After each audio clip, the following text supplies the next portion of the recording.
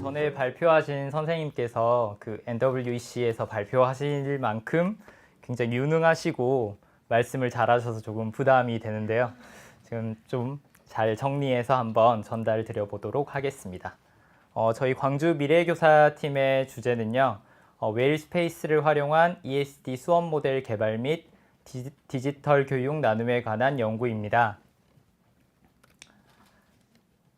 네, 오늘 저와 오준영 선생님께서는 참여를 해주셨는데 아쉽게도 최우연 선생님께서는 자녀의 졸업식으로 인해서 참석을 하지 못하셨습니다.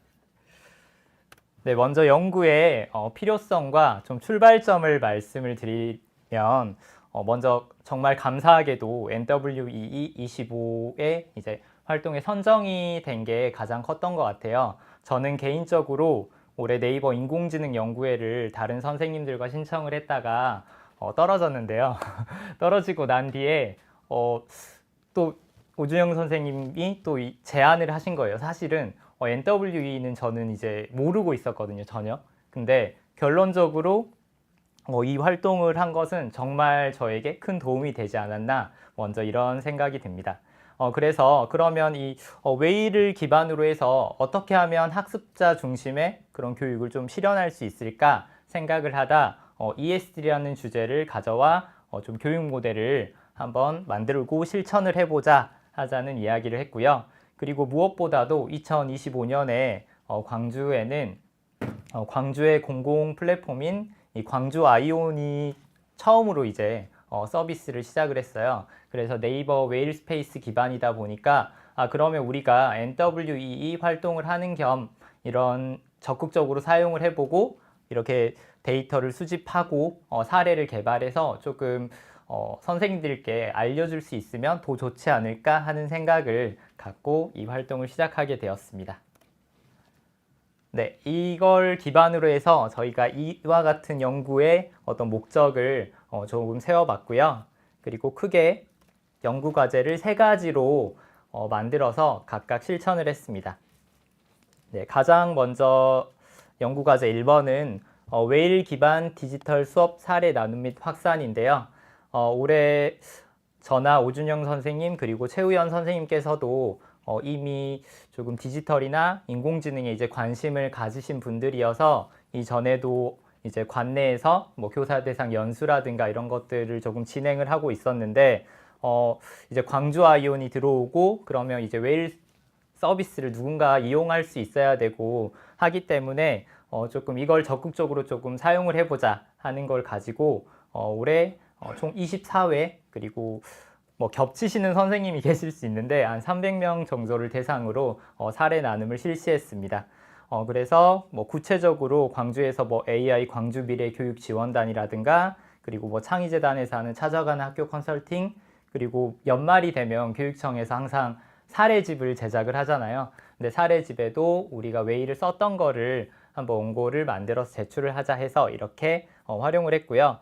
저는 개인적으로 웨일북을 광주 같은 경우에는 삼성 태블릿 정말 옛날 거밖에 없거든요. 정말 일부 학교 제외하고는 웨일북, 크롬북 이런 것들이 전혀 없어요. 그러다 보니까 웨일북 이렇게 대여를 해서 사용을 해보니까 너무 좋더라고요. 그래서 저는 연수를 갈 때 웨일북을 항상 들고 갔거든요. 저희 반 거 로그인 된 거 들고 가서 선생님들 자리에다가 하나씩 드리고 이런 거 있는데 이걸로 쓰면 정말 좋더라 하고 조금 이런 식으로 조금 연수를 진행했던 것 같습니다. 그래서 구체적인 연수 장면인데요. 보시면 웨일 클래스 주로 많이 했던 내용은 일단 그 광주 아이온 자체를 로그인 하려면 웨일 아이디가 있어야 돼요. 그래서 그 웨일 어드민이 이용하는 그런 방법들 그리고 웨일 클래스나 웨일 클래스 안에 있는 기능들을 우리가 어떻게 사용할 수 있는지 우리 이렇게 쓰고 있어요 하는 것들을 조금 정리해서 조금 소개를 드렸던 것 같고요. 저는 개인적으로 이제 과학 수업을 조금 좋아하는 편이어서 좀 웨일북을 가지고 과학 수업을 했던 사례도 많이 나누었습니다. 그래서 이렇게 연수를 진행을 했고요. 네, 연말에 저희가 사례집에 제출했던 원고의 일부입니다. 저희가 이제 그래도 세 분 합쳐서 24번 정도의 연수를 진행하다 보니까 꽤나 많은 교환들이 쌓이더라고요. 교환을 저희가 처음에 만들고 또 업데이트하고 아니면 주제가 다르면 또 다른 교환을 만들고 하다 보니까 좀 그래도 올해 이 활동을 하면서 굉장히 많은 그런 사례가 좀 축적되지 않았나. 그리고 그것을 기회가 있을 때 선생님들께 조금 전달드릴 수 있어서 조금 의미가 있었던 것 같습니다. 네, 연구과제 2번은 저희가 구체적으로 실천했던 수업에 대한 내용인데요. 혹시 지속가능 발전 목표 다들 알고 계시죠? 우리가 SDGs라고 하는데 이제 네이버 저희가 사옥 투어를 했잖아요. 근데 네이버 사옥도 보면 굉장히 그 친환경 인증을 받은 건물이고, 그리고 네이버의 데이터 센터 각이라는 건물을 보면 뭐 우리 페이어를 다시 이용한다든가 굉장히 친환경적으로 설계가 돼서 에너지를 좀 최소화하는 그런 방향으로 돼 있다고 해요. 우리가 요즘에 기업도 ESG 경영을 조금 의무로 하고 있고, 그리고 찾아보면 네이버에서 매년마다 우리가 ESG를 어떻게 실천하고 있는지 그런 성과 보고서를 게시를 하고 있거든요. 별도의 페이지에.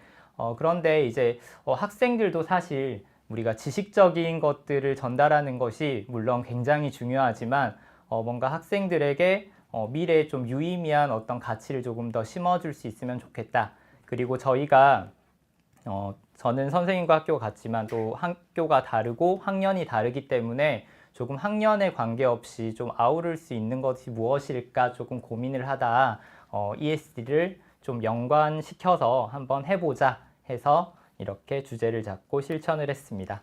그래서 아까 저희가 말씀드린 광주의 공공 플랫폼이고요.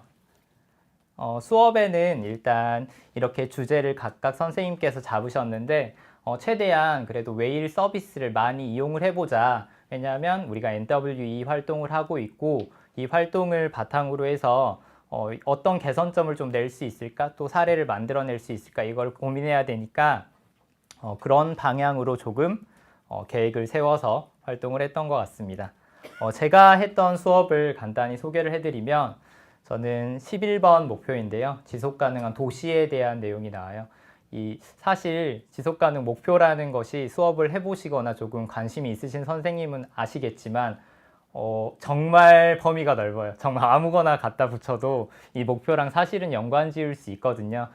저는 지속가능한 도시와 관련해서 아이들이 지속가능한 도시를 조금 이해하고 뭐가 필요할까? 좀 이런 거를 조금 알면 좋겠다 하는 생각으로 이 수업을 했습니다. 그래서 이 지속가능 목표가 조금 친숙하지 않은 친구들에게 웨일 클래스와 팀보드를 이용해서 이 목표를 조금 공부하고 우리에게 조금 필요한 거 뭘까 하고 조금 고민해보는 시간을 가졌고요. 이제 저는 6학년을 하다 보니까 단순히 야, 이게 필요해 무조건 환경이 우선이 돼야 돼 이런 게 아니라 사실은 어느 정도의 균형이 맞아야 하는 게 중요하잖아요. 그래서 이 환경과 뭐 경제와 이런 복지가 어떻게 균형을 맞출 수 있을까 이런 거를 좀 학생들이 생각하게 하기 위해서 우리가 바이브 코딩이라고 하는 그 시뮬레이션 프로그램을 제작해서 말 그대로 나의 선택에 따라서 나의 도시의 어떤 수치가 조금 달라지는 내가 너무 환경적으로만 하니까 오히려 복지는 낮아지더라. 너무 경제적인 것만 추구하니까 환경이 낮아지더라. 좀 이런 고민을 하게끔 하기 위해서 이런 프로그램을 간단히 누구나 만들 수 있기 때문에 만들어서 활용을 하고 또 동료 평가를 이용해서 조금 의견을 나눠보는 시간을 가졌습니다.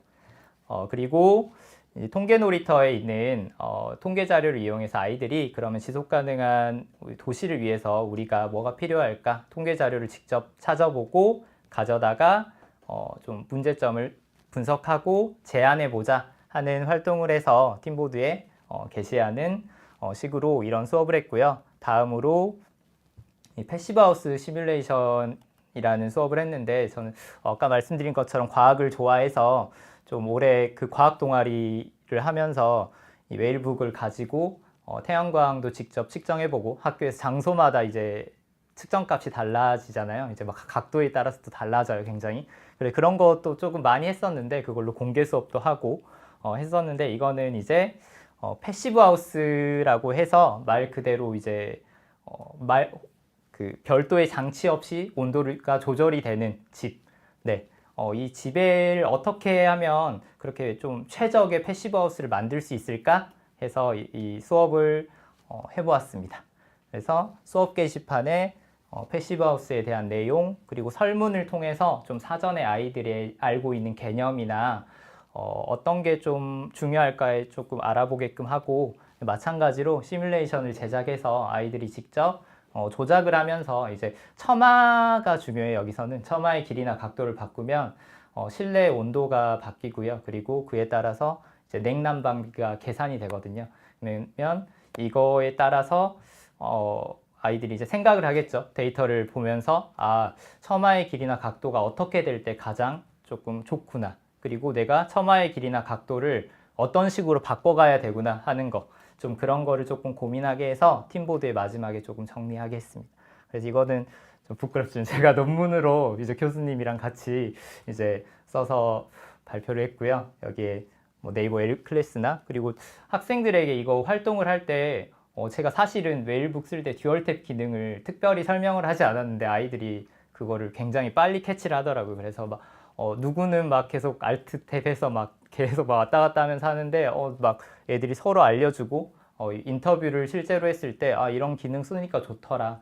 온라인 보드 활용하니까 이런 점이 좋았다 하는 것들을 조금 알 수 있어서 조금 그래도 굉장히 좋았던 것 같습니다. 이어서 오준영 선생님께서 말씀해 주시겠습니다.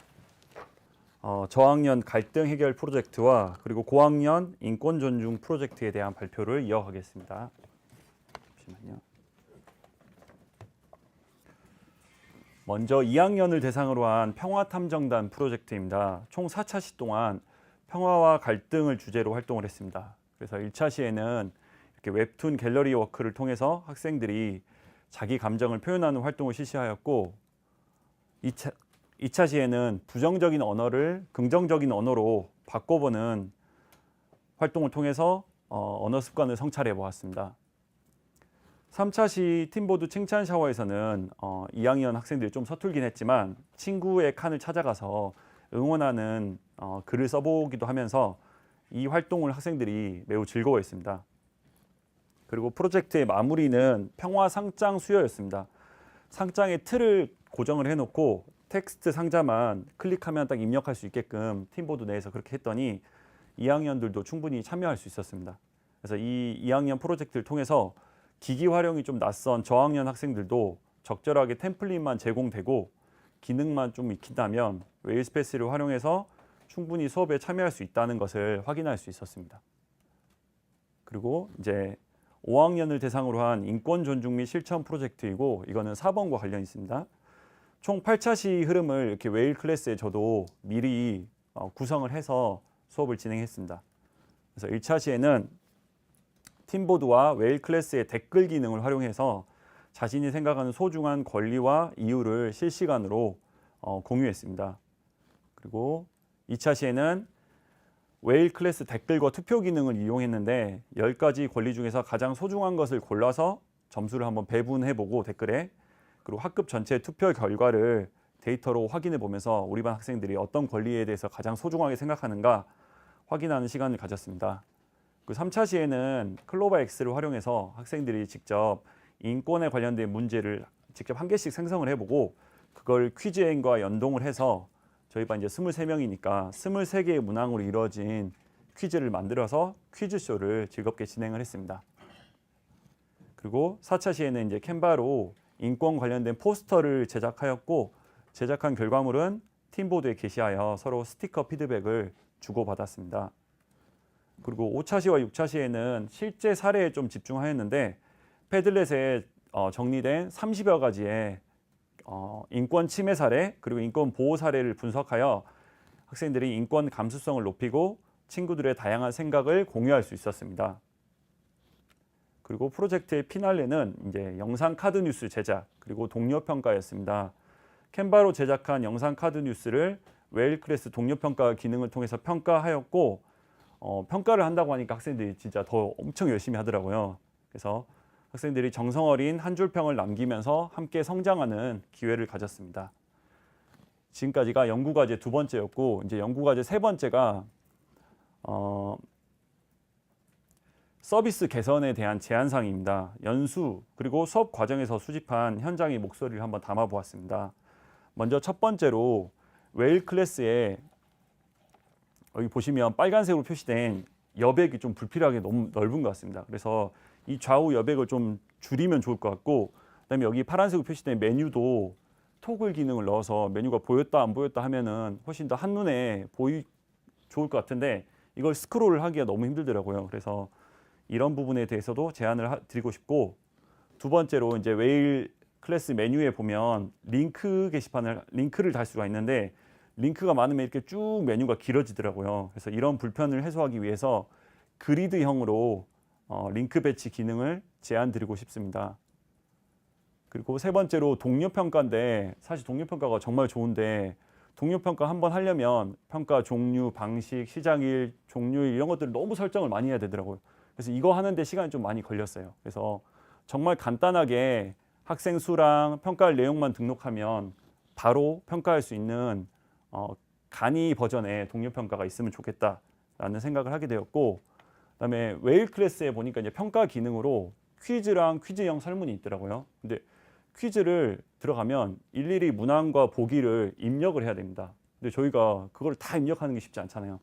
그래서 이제 뭐 퀴즈엔이나 아니면 블루킷 같은 경우는 엑셀을 업로드하면 이제 만들어지잖아요. 그런 식으로 퀴즈도 엑셀 파일을 업로드해서 만드는 게 있으면 좋겠고, 퀴즈 문항을 또 만드는 게 쉽지 않으니까 아예 그 클로버X 기능을 좀 넣어서 생성형 AI를 탑재해서 교사가 교과서 PDF 파일만 딱 넣으면, 한 차씩 PDF 파일만 넣으면 알아서 그 내용을 바탕으로 퀴즈가 만들어지게끔 하는 기능이 웨일 클래스에 들어온다면 정말 저는 잘 쓸 것 같다는 생각이 들었어요. 사실 제가 이제 사회 수업하면서 5학년 거의 매 차시마다 이제 이렇게 생성형 AI와 그다음에 블루킷을 이용해서 퀴즈를 풀었는데 애들이 정말 좋아하거든요. 근데 이게 웨일 클래스에 들어오면 학생들이, 저도 이제 더 웨일 클래스를 더 잘 쓸 수 있을 것 같고, 이제 웨일 클래스 장점 중에 하나가 성적이 누가 기록되는 장점이 있잖아요. 그래서 그것이 누가 기록되면 나중에 통계가 돼서 학생들의 성장 과정을 더 잘 확인할 수 있을 것 같습니다. 그래서 지금 웨일 UBT도 좋지만 좀 더 가벼운 버전의 이런 퀴즈 형태의 서비스도 추가되면 좋을 것 같다는 생각을 하게 되었습니다.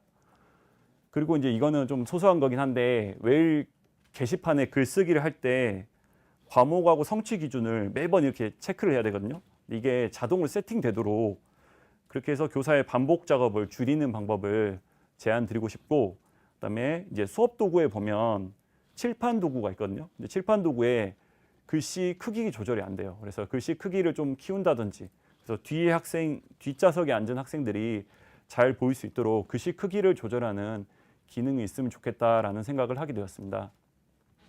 그리고 팀보드에 보면 커서 기능이 있잖아요. 근데 학생들 여러 명이 접속하면 커서가 너무 혼란스러워요. 그래서 아예 커서 숨김을 디폴트 값으로 정해버리면 처음에 이제 커서가 안 보이고 자기 커서만 보이니까 좋을 것 같고, 굳이 커서를 보려면 그때 이제 위에 눌러서 커서가 보임을 누르면 좋을 것 같은데, 처음에 디폴트 값이 커서가 보임으로 돼 있기 때문에 조금 혼란스러운 것 같아서 이 부분은 단순한 거니까 한번 제안 드려보고 싶고, 그다음에 팀보드에 영상 URL을 추가할 때 이제 URL 추가해 보면 영상 URL이 있거든요. 그러니까 그 유튜브 영상 같은 경우 URL을 추가할 수 있는데, 이거 했을 때 썸네일이 좀 표시되면 좋을 것 같고, 그다음에 이거를 이제 클릭하려면 잠금을 해제해야 돼요. 근데 잠금을 해제하면 또 어떤 학생이 이걸 지워버리거나 아니면 옮겨버릴 수 있거든요. 그래서 잠금 해제를 하지 않고도 해당 링크 주소로 바로 접속할 수 있게끔 되면 좋을 것 같고, 이게 그 팀보드의 권한을 보기 기능으로 해놓으면은 밑에 이제 바로 이걸 딱 클릭하면은 그 링크로 연결되도록 나오더라고요. 근데 저희가 사실 보기 말고 편집 기능을 쓸 때가 많이 있기 때문에, 편집 권한을 부여할 때가 많이 있기 때문에 이 부분도 좀 제안 드리고 싶습니다. 그리고 팀보드 게시물에 수동 승인인데, 어떤 주제에 대해서 학생들의 의견을 적어보라고 했을 때 다른 친구가 적은 의견을 모방하는 친구들이 많잖아요. 그래서 이 모방을 막기 위해서 학생이 올린 글이 자동으로 딱 보이는 게 아니라 교사가 수동으로 승인을 해야만 한 번에 쫙 보이도록 한다면 친구의 글을 볼 수 없기 때문에 모방을 막을 수가 있습니다. 그래서 이 패들렛에 좀 있는 기능이긴 한데 교사가 게시물에 대해서 수동 승인과 자동 승인을 설정할 수 있도록 그게 기능이 들어가 있습니다 합니다. 그리고 끝으로 팀보드에 교사가 어떤 틀을 만들어 놓고 잠금을 해 놨거든요. 근데 이거를 학생들이 잠금을 풀어버릴 수 있으니까 틀이 막 계속 흐트러져 버려요. 그래서 교사가 올린 글이라든지 아니면 관리자 권한을 가지고 있는 일부 학생이 올린 글은 잠금을 풀 수 없게끔, 그리고 그 위에 어떤 게시물을 써서 가리는 것이 아예 불가능하도록 이 부분도 설정되면 좋을 것 같다는 생각이 들었습니다. 본 연구는 웨이를 통해서 학습자 중심의 수업을 구현했고 현장의 목소리로 플랫폼을 진화시키는 프로슈머로서의 교사 역할을 확인한 시간이었습니다. 앞으로도 지속적인 연구와 나눔을 통해서 NWE 커뮤니티와 함께 성장하겠습니다. 긴 발표 들어주셔서 감사합니다.